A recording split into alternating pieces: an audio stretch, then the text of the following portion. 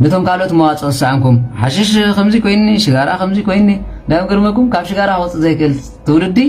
بطعم زموتهم مخان تردو ولا خاب حشيش كوص زي كل تولدي نتازل لا تحلنو عروب مخانو بزي تملكتو سلام تاي سيدان نمجرش تا تسفع ورق قبرهم نسلسة سبات نالكوليزاتو نحاشيش سحب نقمارجي እዚኦም ካብ መጨረሻ ተስፋ ቆረጥ ትውልድ ዝበሃል እዩ መንፈስ ቅዱስ ፈጺሙ ዝረሓቆም ሙሩኻት ናይ ኣጋንንት ዝበሃል እዚኦም እዩ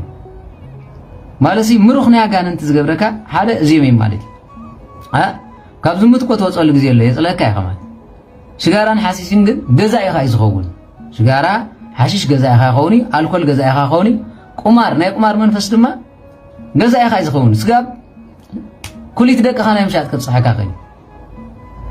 ስለዚ كفكر زيك التولدي كمكح زيك التولدي زموت التولدي تسفى قرص تولدي زبالو سلست يوم زيوي ابزمو زلو سب كون እግዚአብሔር ይናፈው ባ ተረሳ 10 عايزين ታይ ገብረ ገዜ ኢሉ ተመሊስ ዝኸይ ኣብ ሽጋራ ዘሎ ሰብ ግን እንተ ወጽያ ነብራ ይክልነ ዝብል ገርመኩም ከምዚ ዓሳ ከማይ ወጽ ህይወት ዘይብሉ ዝመስሎ ሽጋራ እንተ ገዲፍ ህይወት ዘይመስሎ ሰብ አለ እቲ ዘዓበየ ጸጋ ዘለዎ ከመን ይሁን تزعابي ጸጋ እግዚአብሔር ዛቦ ሽጋራ ሰሕብ እተቁማረጂ ታልኮሊዛቴ ካብታ ዘለዋ ጸጋ እንተወጪው ንሰይጣን ተቃዋሚው ንህዝቡ ዘውጽእ ትውልዲ ስለዝኾነ ብፍጹም ተስፋ ቆረጽ ሙሩኽ ጊዜ ገብሮ ማለት መጽሐፍ ቅዱስ እንታይ ኢሎ ሃባሎት ብዝህ ታያጥያት ብየት በዝህ ጸጋ እግዚአብሔር ቅዱስ ኤፍሬምና ውዳሴ ማርያም ደግሞ አለ ኣብቲ ጸጋ ዘለዎ ሰብ አቡ መከራ ኃጢአት ይዝበዝሕ ይሉ بحاتيات زدبقك بحاتيات زغزك سيطان نمنتاي نحر تبايل تاصغخا وصيا يتسرح استدغول حوي بحامخشت نحر كوينو منم ما يتقمني تنفاس تتعاليا ግን ከባብ ከቃጸል ይኸሊ ስለዚህ ታውሽጣ ዘላ መንፈስ ቅዱስ ተደብቃ ባጋንንት ተረጊጻ ብርሃና ኸይትብ ተዓብዒባ ትነብር በዛ ጉዳይ ዚያ ንግረ መንገደይ እቶም አልኮል ዘለኹም ኣብ ሓሽሽ ዘለኹም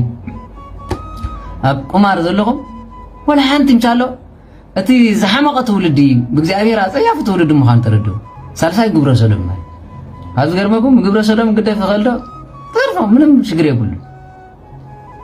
ተመሊሰ ቆም ይገብሮ ዋ ተመሊስካ ኃጢአት መንዲ ነጊርካ ተመሊስካ ጸሊ ብፍላይ ወድ ተባዕታ ያ ግብረ ሰዶም እንታአቲ ንሙጹ አዚ ዝኸፈ ጓልን ስቴት ቆሪጣት ወጽ ያገርመኩም ብዙሓት ስለዝወጻ ተወድ ተባዕታ ግን ሕልፍ ሓሊፎ كباكالن سغون مرسح بتعم اصياف ናብ ዝኾነ ህይወት ዝወድቀሉ ሰዓት አለ ማለት ስለዚህ አነ እንታይ ያብለኩም ደለ ንኃጢአት ቆራጽነት የለይ ጅግንነት ዝበሃል ኣብዚ